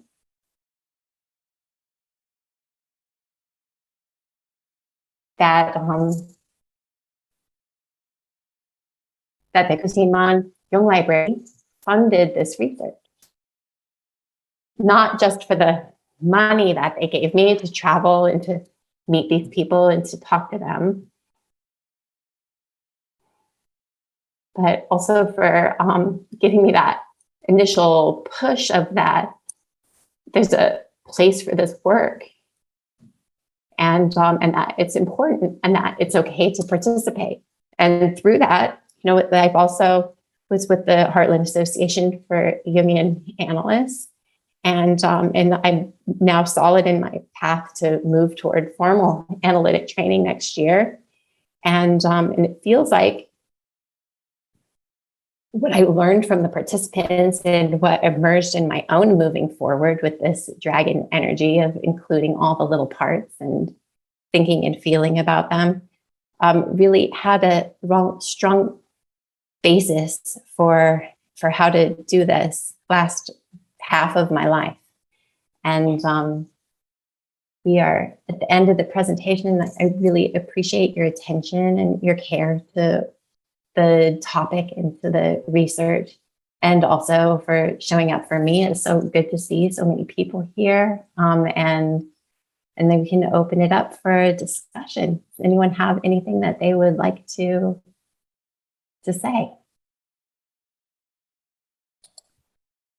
Thank you so much. First, I just want to thank you on behalf of Kristine Mann Library. I'm a member of the board, and I think on behalf of everyone who's here for such a wonderful presentation today, Carly. Very touching, very deep. The images were very evocative. The words, your presentation itself, your voice carried a lot of the emotions that are involved in actually becoming aware of and facing the other. So thank you very much, formally and informally and every other way, for a wonderful presentation. I want to ask our audience to please think of your questions. And if you would, I can't see everyone on one screen. I'm going to moderate the question and answer period here. But if you would use that reaction button at the very bottom of your screen, it's the bottom center if you have a small screen, or bottom right if you have a larger one, to use the raise hand function. And then that way, if there's several of you, I can kind of call on you one at a time and I won't miss anyone. With that, I guess I can see everyone now. I got my screen big enough to see everyone. Well, in any case, use the reaction button to raise your hand, or just raise your hand and I'll see you, and you can unmute yourself and go ahead and ask your question.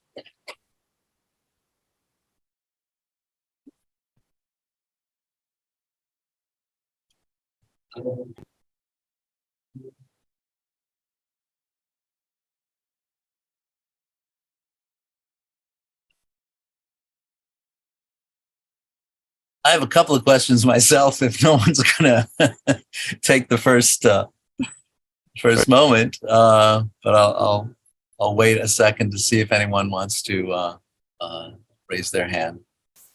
Kirk, go ahead.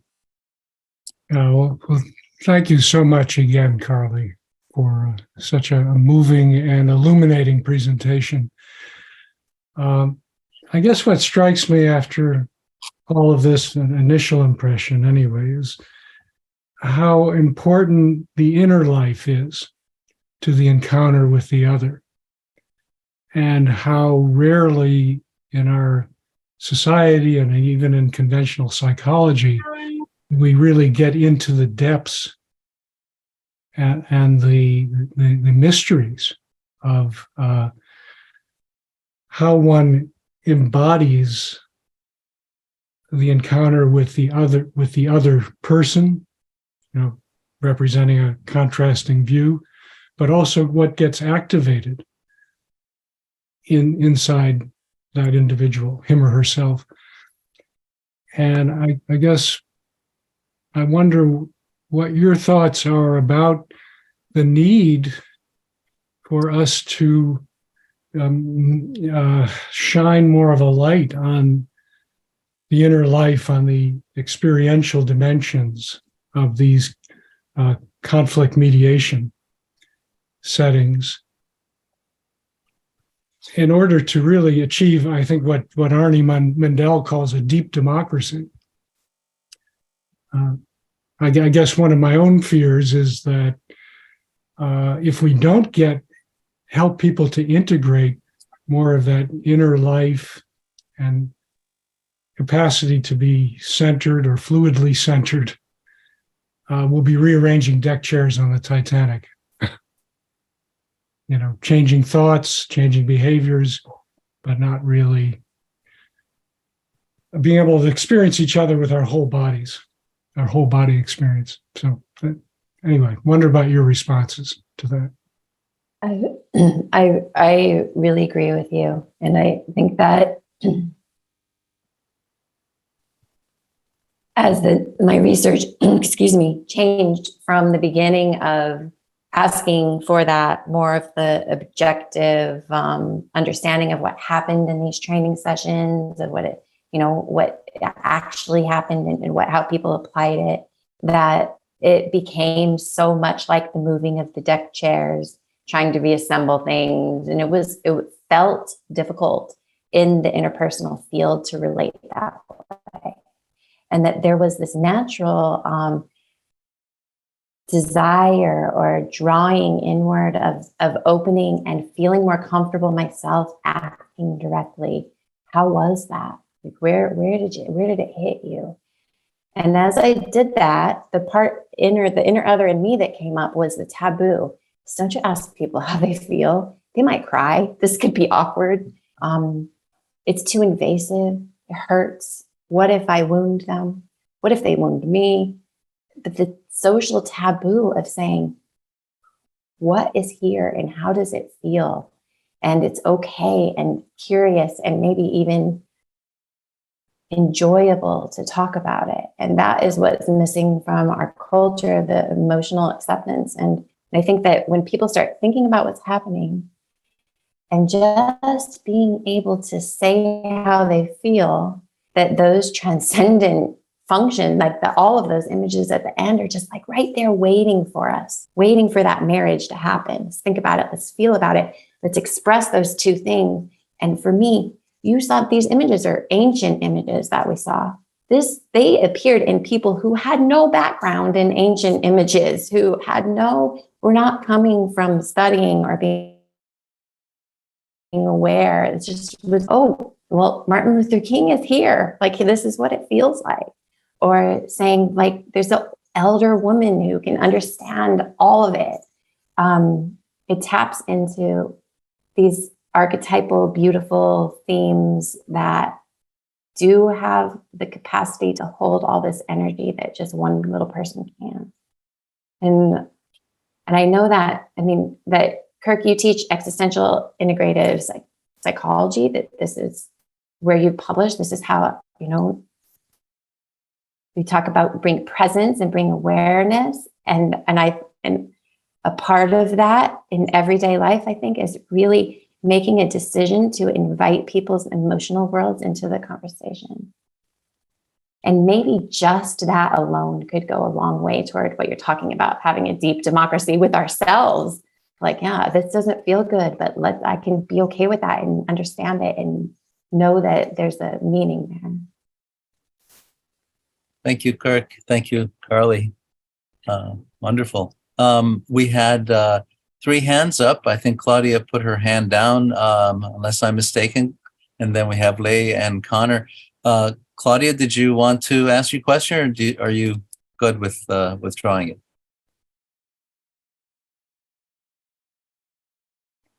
I guess, okay. I'm having some tech issues as well. I guess what I want to ask is whether Carly's research has enabled her to live in a sea of people who don't particularly agree with her. I met Carly in the Ozarks. I lived there part of the time, and I lived in New York City part of the time. In New York City, I feel kind of one with the flow. And in the Ozarks, I feel very other, although I grew up there. So I want to ask Carly how this has enabled her to live or not live with her own neighbors and friends. Thank you for asking that, Claudia. We know that I am currently living in Fayetteville, Arkansas, which is like the tiniest little blue dot in a giant sea of red. And that a lot of my life has been split between holding and experiencing and living out values that are way out more on the liberal side within conservative environments. So I think that what this research did goes back to what Kirk was talking about, actually, is that it allowed me to make conscious what I had already been taught through a lot of not having an escape to balance out that polarized living of that. I am here, I have my own inner truth, it's not reflected around me. And what I had learned from as a child all the way up until now of how to cope with that, find meaning, learn to live with it, learn to not live with it. And that this research, I'm asking people about their experiences. It made it knowable. It put words to it. It made language for those difficult things. And I think what helped me most in living in the community I live in and love now is that I had a more vivid picture that it's happening on all sides.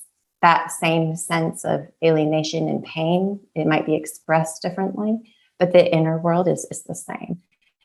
And that helps me to love my neighbors here, even when they really piss me off, but to actually get to experience the love for my colleagues and neighbors in the community I live in that is not reflecting back what I know to be my own inner truth. Thank you. Wonderful. So I'm going to go to Leigh Risco. I'm so sorry if I mispronounced your name. Go ahead, please. It was very close. Leigh Risco. Okay. I just want to say thank you, Carly. It is such an honor to have you as a friend and to have heard you talk about this research. And I'm glad that technology mostly was on your side today to finally make it happen. And I was just taking lots of notes about how I want to share this message with my students. And the film project that I do every year with students, and I encourage them to choose a topic of universal relevance and something that can build empathy. And I just want to extend an invitation to you to maybe consider making this presentation to my students. And if not, I will do my best to try and carry the essence of it to them, because I think it goes very well with that project that I'm passionate about. And I think I took a lot away from your presentation, and think back to the last time you spoke with my high school students and what a huge success and how meaningful it was for them. But thank you. This was just incredible for both of us. We were over here crying along with you. Thank you, Leigh. And I would be so happy and honored to speak with your students. I know you are a pretty revolutionary teacher, also in the Midwest. And I think my goal and what my passion that came through this was knowing like that that I received these gifts from people who really opened their souls and talked about things that they had not figured out from a place of not knowing. And that was painful and hard and beautiful gift to receive, and that to be able to put their voices together and amplify it, that I want their voices to be heard. So in any realm. Thank you. Connor, go ahead with your question. If you would unmute yourself, and you can go ahead. Great, thank you. I apologize if this was addressed in the beginning portion of the presentation. I may have missed, but my question was, I believe that there was comments made about the dissent being much greater over the last few years, and I'm wondering if there was a connection brought to that with like a more impersonal connection, as more and more of us were isolated at home and communicating through the absence of personality through technology and with social media, and if that might have a greater effect on one's willingness to be negative towards one another and essentially dehumanize each other in those interactions. Yeah, I think that actually probably could have been a theme in and of itself, Connor, for the research, that the lack of physical contact and face-to-face communication, but the constant barrage of reading what people wrote on social media and watching the news. And people couldn't get away from the news because the pandemic and what was happening with racial justice issues, they couldn't leave the news. They needed to know what was going on for matter of their own personal well-being and their values. And so they couldn't escape it. And at the same time, people were locked in their houses and they couldn't talk to other people. And so it did amplify the negative feelings, both what was communicated through social media, also the negative thoughts and feelings that people were having about themselves and their ability to do this, to get through it or to keep going.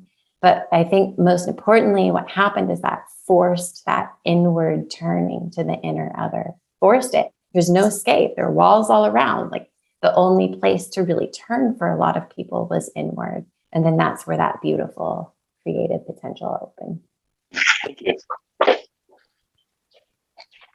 you. Are there other questions that have cropped up in just the recent discussion? Anyone want to ask a question? Please feel welcome to do so.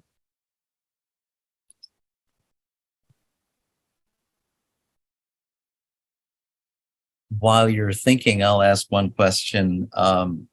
A statement that you made that struck me. I think I heard it right, but correct me if I didn't.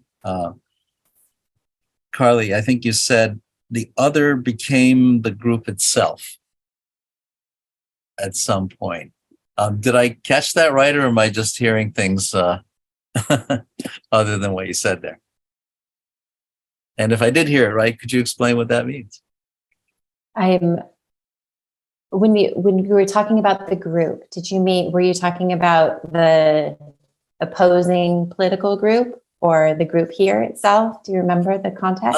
I think it was toward the end, and you were talking about the group of people that came together in those two different organizations you were talking about. Oh, yes. Oh, thank you. Okay. Yep. That when people were so polarized by looking outside and saying, okay, here's this Democrat and I'm furious about it. And here's this agenda and this political agenda. And that was the other, that before the inward turn, or maybe as it was happening, that Braver Angels and Existential Humanistic Institute, they gave another object. They gave themselves, they offered up this way that could become the other. So now instead of saying, I hate this thing is bad, this is awful, now they're like, oh, this group is here. They say this, they're teaching this person thinks this. And that other became almost like a map toward how do I move? And the focus became about the map. And then what happened through that experience was the opening to the inner. That's very interesting. Yeah. A different target emerged. Yeah. That would be the third that you were talking about earlier. And I will add that people seemed to be a little bit obsessive about it. Me adding in some personal things, but that there was a little zealousness in the beginning of that was like, oh, I found it. And then it like everything organized around depolarizing and the braver angels part of like, this is where we need to be. And all that energy moved into the group. And oh man, there were people there to meet it and guide it. And there was a structure to look at and to start thinking differently. But it was an intense, like almost like a calling almost into those groups. That's really great. That's really interesting. It's all that tension that's there from first having to confront the opposite, and without any ready tools, it just builds up more tension. So there's a lot of charge going around. And having that third offered up, like you said, they offered themselves, and here's a specific something. And then all the discharge, it began to discharge into that point. But without that, it would just continue to be this tension that gets really uncomfortable. So it's just have these nucleating or concentrating moments that can be very small, actually, once you have brought all of that together. That was very interesting. And also that both of these groups, they're saying, hey, where does your energy go? It goes into not knowing. It goes into not objectifying. It goes into looking away and then back together and away and back together. It's like here, we're going to teach you how to not know. And that is something that is celebrated and recognized in a way that people might not actually realize that's what's happening. But we're saying like, hey, stop knowing. Come here. That's very Socratic and also very Taoist movement of the sort of backing off and not knowing. And I guess that was my first reaction to when the 2016 election first happened. Again, then when the pandemic happened, it was like, I know that I don't know now. I mean, I thought I knew, but I don't know. But to be able to carry that out in the manner you spoke of into the next step and the next step is really valuable. So that was my comment and question. Thanks. I want to open it up again. We have a little bit more time. If you want to, any last word we can take before we go to Jay and the formal award part of the award ceremony here. Amy Adams, I see you on here. Can you hear me? Could I ask you a question? I'm so sorry about that again. This has been a pretty crazy, unexpected technical issues. I just apologize. I believe that Amy had said, yes, you can ask them a question. Okay. I asked for Amy to speak because Amy is raising two very creative young people. And I'm wondering, Amy, if you would mind just saying a little bit about what it has been like or what it's for to parents in these polarizing times, because I know that, how I've watched you do it has been really well done. And I just wonder if you have any thoughts to share about that with young people, because that's who's really going to save us here. I think like you spoke earlier about there was someone who is quite introverted and had to kind of like find their voice and go ahead and be a leader. And I think as a parent who's very introverted and has a very empathetic child, I really had to step out and, contact people and raise points and be an advocate for my child who has kind of grown up at a time where in the environment they've been raised in, until she came out as trans, she did not really have any opposition.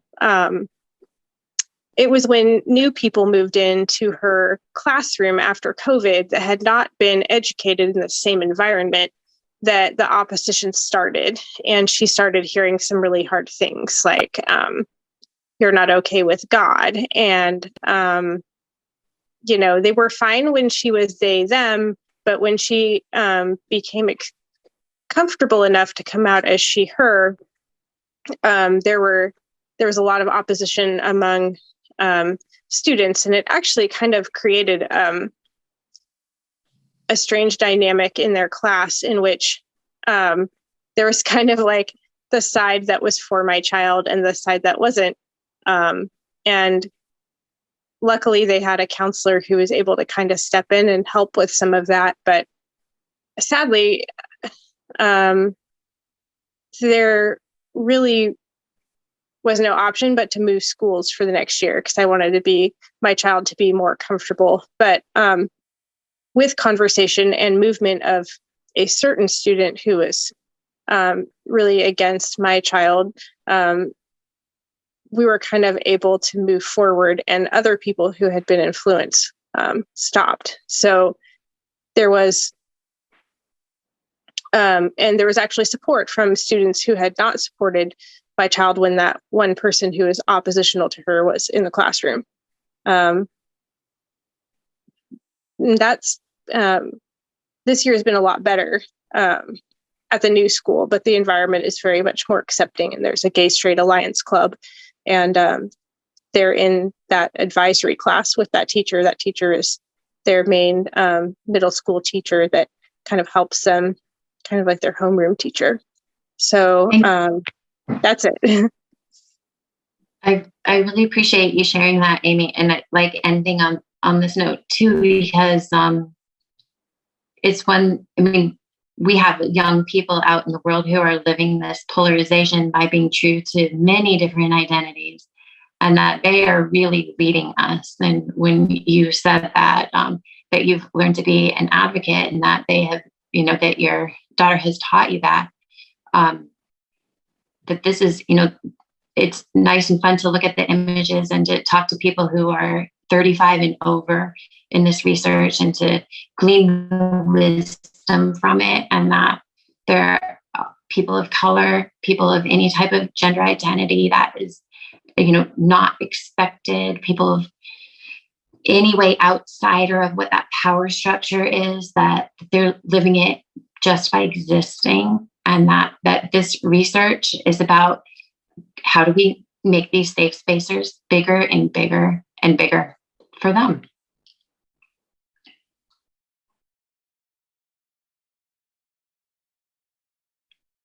That's a wonderful, wonderful note to end on. I think it brings so much together and really could be the beginning of another conversation, which could go on, which should go on. I hope that we continue exactly in this way to sponsor more researchers like yourself and more talks like this for everyone. I'm hoping that Jay is out there. There he is. And I'm going to do the handoff to Jay right now, who is going to give us closing remarks and present you with your award. And again, thank you very much for a wonderful presentation. Thank you, Farzad. So, Carly, thank you for helping us understand the current divide in the psyche of America's body politic. There's so much. I took so many notes. I know I'll be getting back to you to bounce some ideas off you. Thank you. And now, of course, it's all via screen, but on behalf of the board of the Kristine Mann Library, I am so very pleased to present you with this certificate in honor of your work.